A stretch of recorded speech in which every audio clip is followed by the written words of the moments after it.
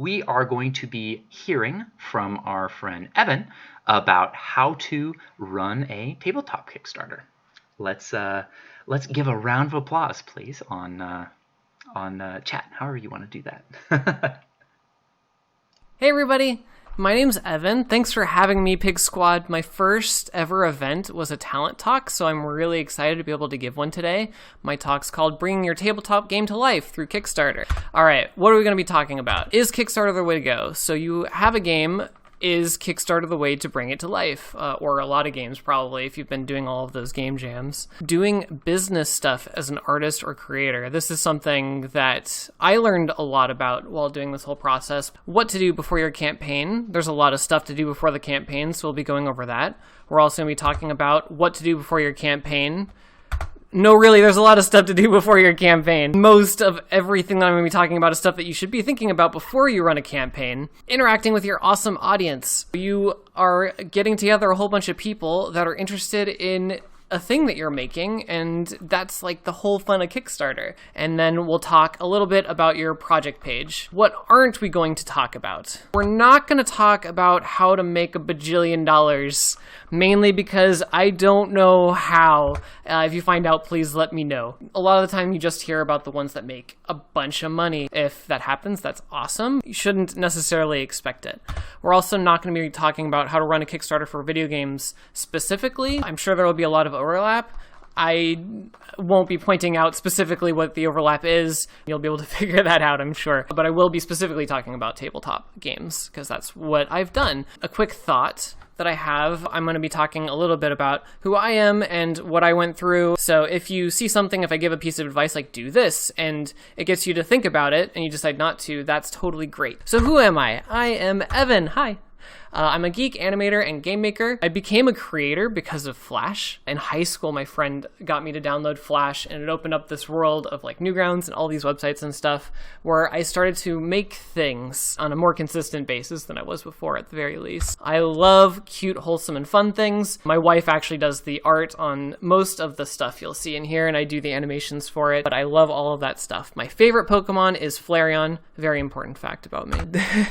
I don't like thinking about money very much, to be honest, and not really business stuff either, which is funny because I'm going to be talking a lot about that kind of stuff, but that's kind of where I come from. I like to make stuff. Even though I'm someone that doesn't like to think about business stuff, I managed to launch 2 card game Kickstarters, and here they are. The first one is Robo Junkyard. It's a fast-paced card game for 2 to 4 robots. You get a handful of junk cards, and you try to get rid of them all. It's kind of interesting because you get the same cards every game. That's kind of the fun mechanic about it. We had 180 really cool backers. We raised over $5,400. Our goal was about $4,500. Our second Kickstarter, which we just finished, I think about 2 weeks ago, is called Bunny Party at Maple Valley. And we had 359 really awesome backers. We definitely got more the second time around. We're really excited about this card game also, of course. That's kind of where I'm coming from. Those are the 2 Kickstarters I have run. And now we will talk a little bit about whether you want to kickstart your game or not, or what avenues you might want to go through. There is another avenue. Instead of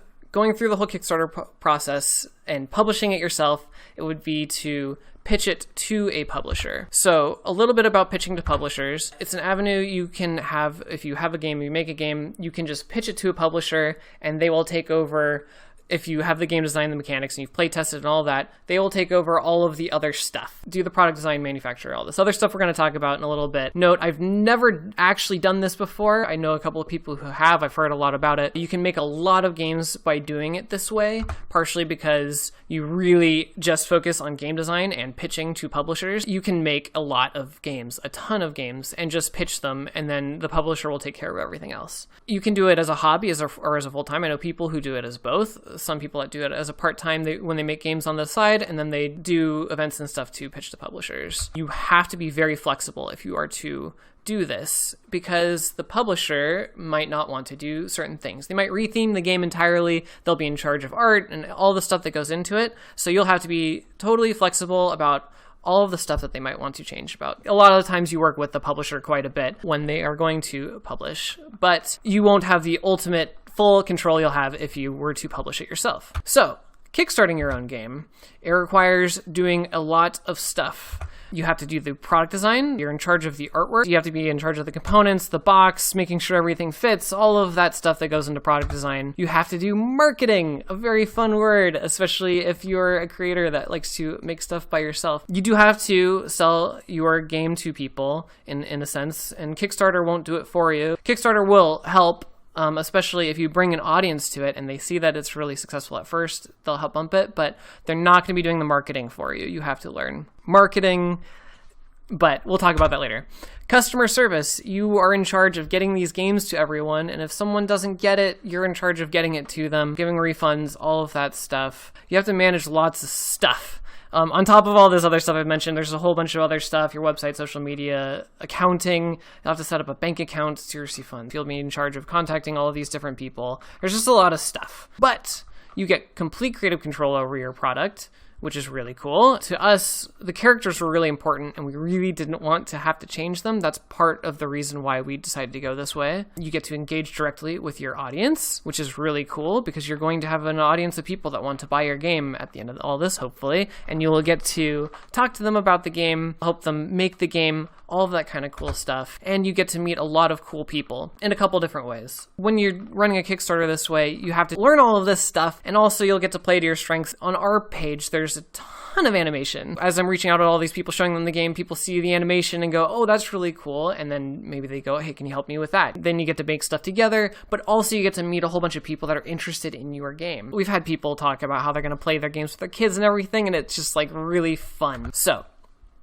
let's talk about Kickstarter. Another issue about it is you have to ask people for money. This is something I struggled with. When I was making free web games, my friend was like, you should run a Kickstarter and make a thing. And my response immediately was, I don't want to ask people for money. And then when I got into Tabletop, you have to have money in order to get it manufactured and shipped and all of that. There's no other way around it. When I was thinking about that, I kind of made me go like, well, I have to do it that way. But when I thought about the projects that I backed, because I've backed a lot of Kickstarters, I think like, 44 at this point, I thought about why I backed them. And I backed them because I liked the people and I liked the thing that they were making, and I wanted to help with that. Them running a Kickstarter had value to me because I got to help them make their dream project come true, which is really cool. So Kickstarter really, and crowdfunding in general, is really about people and making cool stuff. You get to talk to people. It's about sharing stuff that you make, helping other people make what they want to make. That's really the core of it. Yes, you're asking people for money, but you're giving them something in return, not just the product, which is a big thing. You know, if you're selling a $15 game, they're paying $15 for the game, but there's also value on top of that where they can help make the game. Either just knowing that them literally paying the money is helping them make the game because you have this funding goal that you have to reach, but also more stuff on top of that. We can talk about that a little bit later. So you're ready to kickstart your project. You've now gotten to the point where you are asking people for money. Let's do it. What's the first thing you need? You need a good game.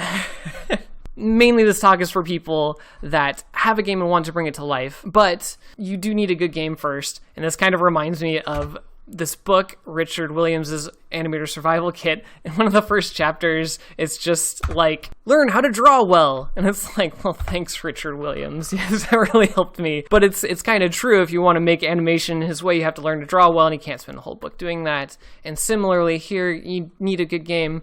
Here are some resources to do that. The best resource I know of is People. These are some groups, Facebook groups on game design and the art and graphic design, which is a really cool group. And then on the left are some Discord channels that really popped up in the face of the pandemic. There are a lot of digital groups that will help playtest your games. It's like the number one thing you can do to make your game better. Break My Game has a lot of events. They have it all throughout the week. The Seattle Tabletop Game Designers group, I'm in there a lot, which is really cool because a lot of Portlanders are invading. So let's get some more in there. Okay. The next piece of advice for the game that I have is start small. I'm sure I'm the first person you've ever heard say that. It's the advice you'll hear all the time for a reason, but it's not just about designing the game, it's about kickstarting the game also, or crowdfunding it, producing it, whatever. Starting small is a really good idea. This is the Big Pig game. It's a game I've been working on with my wife for years at this point. We were actually planning on kickstarting this game first, and when I was researching how to kickstart and crowdfund and all this stuff, we came to the realization that maybe we should start with something a little bit smaller. When you're actually paying to have all these components made, all these games made and shipped and everything. If you make any sort of mistakes in there, it's a lot better to learn it on a smaller game. It's a cheap way to learn an expensive lesson if you made a mistake. And, we've done some stuff that we learned from, and I'm glad we learned it on our smaller games rather than on our bigger game. We still love our small games, of course, but when it comes to money and all this stuff you have to do, it's good to learn it with a smaller thing. Now that you have your game, it's time to get the word out there. So the first thing you have to do is make your Kickstarter page, your preview page. So when you make your Kickstarter page, when you go on Kickstarter, you log in, you make your whole page, you submit it for a review. After that, you will get a preview page that you can send to people and they can follow it. You definitely want to get this as fast as you can. You'll have to set up your bank account and all that stuff. But once you do, you'll have this page that you can send to people. They'll start to follow it. So if they're have a Kickstarter account, they can follow it. Usually between 10 to 20% of people that follow a project end up backing on average. It's just a good way to get started, and it'll get you to start to think about all this stuff as you're making your page. Make prototypes and send them to reviewers. This is the number one thing I would say you should spend money on. There's all sorts of stuff you could spend money on. If you're going to do it on one thing, make it on this. Get some review copies made. It's really good to send it to reviewers, partially so people can see the game in people's hands, and that makes them feel better about it, but also seeing objective thoughts from other people makes a big deal, especially if you're a first-time creator. I would say send them to both written and video reviews. You get a lot of really good quotes from people that write written reviews, and video reviews are also really cool, and it's cool to see what people say about your game. To find reviewers, it's really simple. You can go on Kickstarter, follow some games that you like, look at their pages and see all the video reviewers, and then you can go and contact them. For prototypes, here's some great places to go. We've used all three of these for different things. I will say the Board Games Maker has really good prices on boxes. The Game Crafter has a whole bunch of cool contests and stuff, and Print and Play, they're just in Washington. They have really good support and get back to you really quickly. I would use probably either Print and Play or the Game Crafter if you want to just use them to make the whole game, but you can also get quotes for all of your different pieces. Get people to play your game. This is actually an event by PIGSquad on the left. Well, the event wasn't by PIGSquad, but they invited me to come to the Retro Game Expo, and I showed a card game there, and it was really fun. We also had this set up at Guardian Games and other game stores. You can just go and show the game to people, but that was all in the before times. But now you can do a lot of stuff online. So Tabletop Simulator and Tabletopia are really good ways to get your game on the internet, and you can have people play them. There's also a whole bunch of digital conventions. Just go and get people to play your game. It's also a good way to get feedback, of course. Ew, self-promotion. I know. It's hard to ask people to come and play your thing, and it's kind of an awkward thing. There's this weird thing that when you go and do self-promotion, that you kind of have this, you feel like, oh no, I'm going to be annoying, but when you see other people do it, at least to me, I'm like, no, do it. I want to see your cool stuff. So try to think about it that way. Don't be too pushy. If you show your thing and you kind of read it and oh, they're not interested, then you can just pull back, right? But your initial reaction should be, I want to try and show my stuff to people. And at events and stuff like this, people are usually pretty open to it. So find places like that. Now, online ads. This is something I won't talk a ton about, but I feel very much like this a lot. I'm just an artist making stuff. When it comes to all marketing stuff, right? I'm just an artist. I don't want to just do marketing. And online ads, for some reason, feel a lot like that. But it's just an avenue to get people to come and check out your game. Instead of talking about ins and outs of online ads, I'm not the best resource about that. The best resource I found is this podcast, actually, this specific episode on the Board Game Design Lab. Also, you can go check them out. They have a whole bunch of cool resources. There was one called How to Market Your Board Game with Andrew Lowen. I highly suggest checking that one out for anything marketing related. There's also these Facebook groups. The board game marketing one I'm in a lot. That's really good. Also on the bottom in the middle there's the board game reviewers and media. That one is a place you can go to show your game and say, does anyone want to cover this? And then there will be previewers and reviewers that'll pop in and go hey, yeah, I want to make a video. And then you can send them your game. So that's a great resource also. Now that we're done talking about marketing, let's talk about another fun thing. I promise we'll get to a fun thing in the next one. I promise. Okay, planning and budgeting your game. The biggest thing I can say is you have to figure out what your funding goal is. This is what you need to hit in order to make your game. There's a whole bunch of costs associated with that. We'll talk about how to calculate that. First of all, there's a Kickstarter fee. That's pretty simple. If you go on Kickstarter, you say, I need this much money, and they said you should ask for this much to account for our fees. But you have to keep it in mind. How much will it cost to order your games? And there's something called an MOQ, which is your minimum order quantity. That's actually what the manufacturer, they say, oh, you want to make a game, you have to print at least 500 or 1,000 or 1,500. So in order to make the game, you have to order the minimum at least. Usually you want to start with about 500 if you can and say how much will it cost to make that many, and then that will be your goal. And then on top of that, shipping the game to your residence or fulfillment facility. I won't be able to go into fulfillment very much, but you can ask for what's called a DDU from whoever you're getting your copies made from, and they will tell you an estimate about how much it will be to send to you or your facility that you're shipping them out from. If they can't give you a DDU, then you'll have to figure out how to do it yourself. Pledge manager costs, this is stuff after the campaign. They'll help sort all your people and their addresses and everything and send out surveys.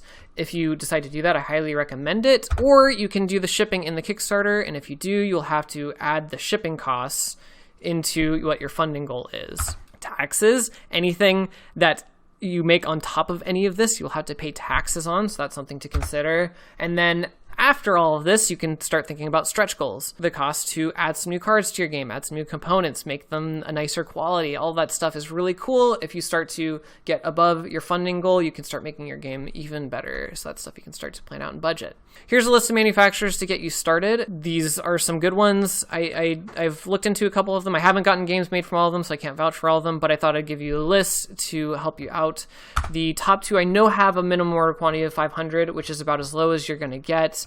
The third one, if you're a member of Indie Game Alliance, will also give you a minimum order quantity of 500. Other than that, it's usually 1,000 or 1,500. You can get quotes from them still. If you get that many backers, then you can get that many copies made, right? And then copies also on top of that, so you can sell them after your Kickstarter's done. Okay, let's have some fun. Have fun with your backers. There's lots of stuff you can do to, what a marketer would say, get engagement, but also it's just really cool to do. You have people that are interested in your game, and you can run some stuff. We had a little event where we had every single backer, whether they pledged $1 or anything, to be able to vote on some of the bunny names. I went out and asked, what should we name this fortune teller bunny?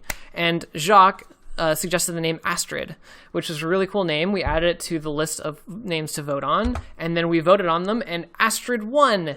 And so those are all the names and how the percentage of people that voted on them. Astrid won, so she became Astrid, and that was really cool. Then I asked, what should the bunny name of the artist be?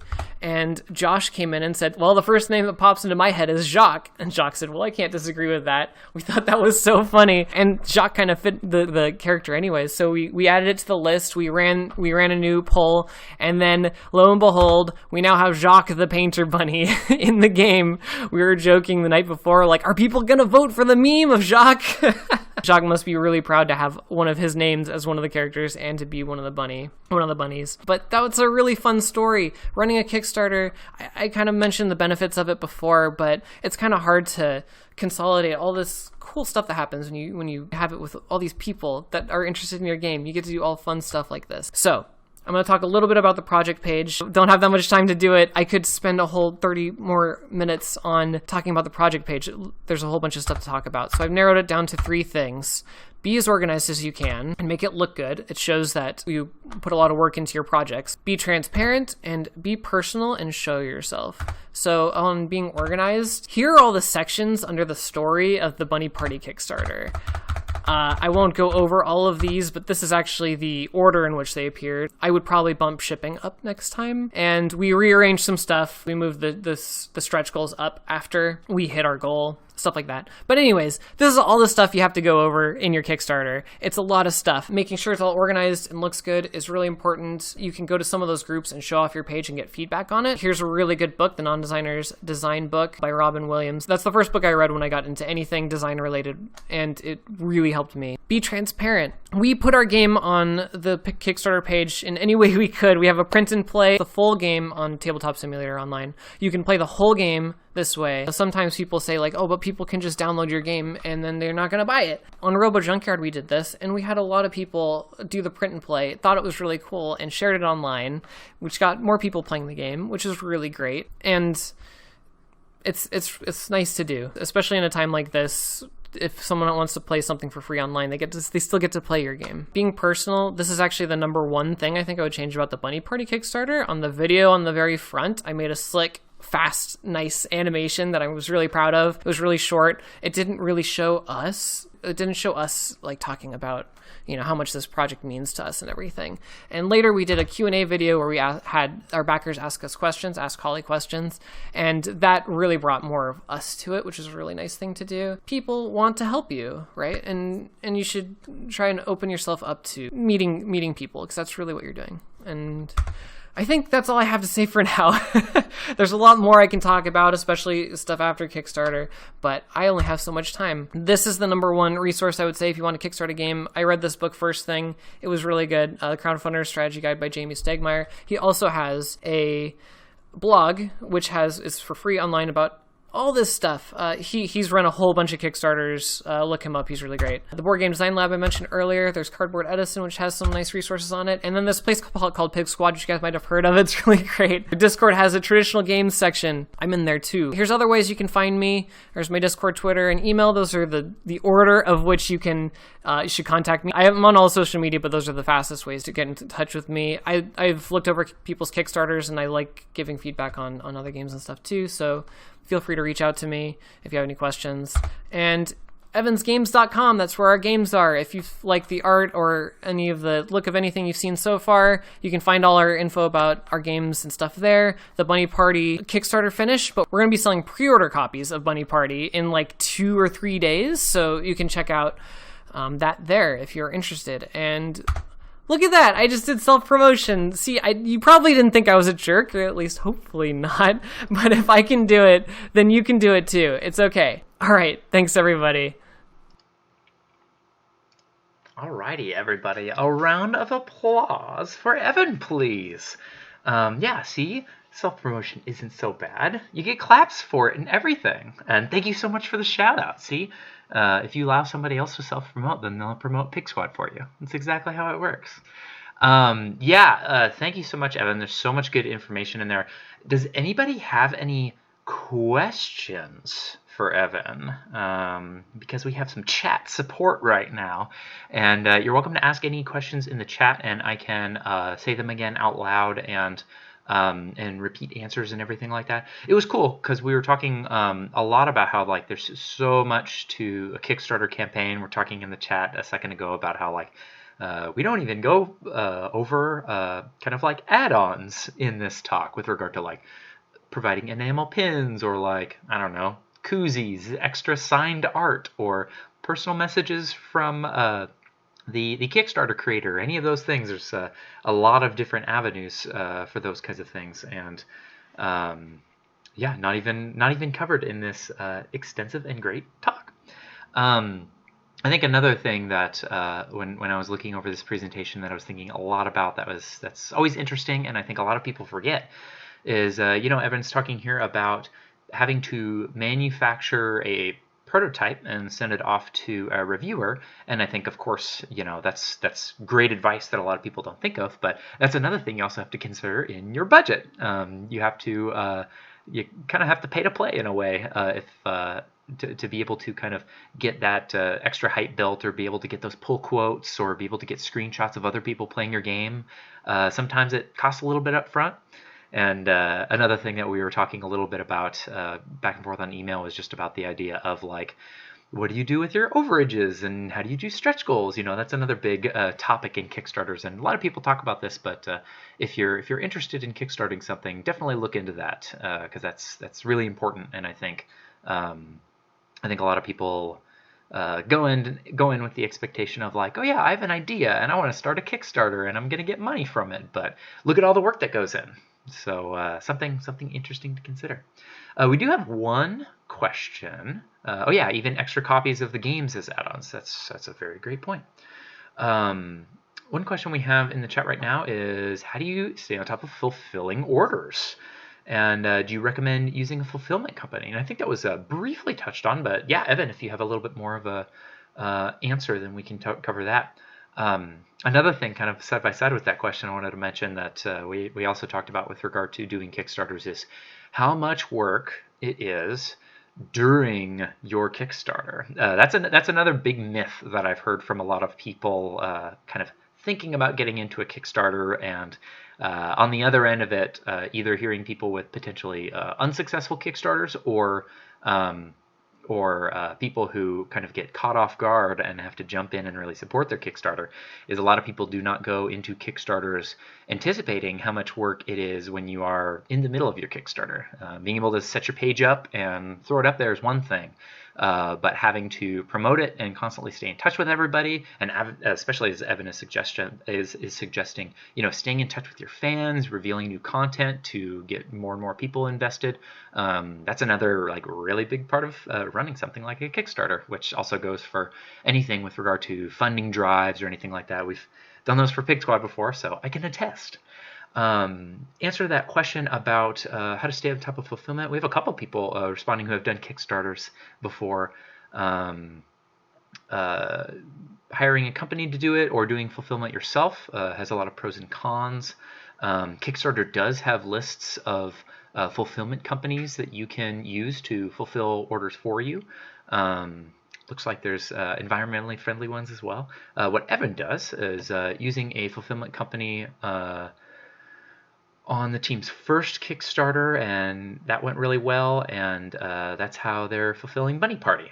Oh no, sorry, they're fulfilling Bunny Party themselves. So maybe stay tuned in the PIGSquad Discord to see how that goes for the team. And looks like Amy suggests ShipStation. Cool. Or ShipBob is another one to look into. Awesome, cool. Well, thank you so much. Clap, clap, clap. That was great.